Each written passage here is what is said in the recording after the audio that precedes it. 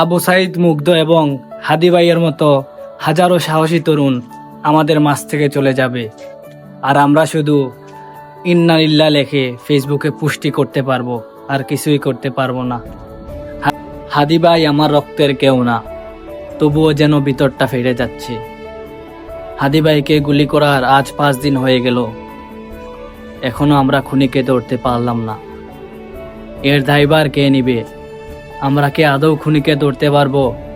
ইউনিশ সরকার কি আদৌ হাদির খুনিকে ধরতে পারবে? আমাদের দেশে একটার পর একটা খুন হয়, একটার পর একটা ধর্ষণ হয়, আর আমরা শুধু ফেসবুকে লিখতে পারি ওই জায়গায় ধর্ষণ হয়েছে, আজ অমুক জায়গায় খুন হয়েছে। কিন্তু ধর্ষণকারী আর খুনিকে আমরা কখনোই ধরে শাস্তির আওতায় আনতে পারি না। আমাদের একটাই দাবি, হাদি ভাইয়ের খুনিকে অতি সত্বর যেন ধরা হয়।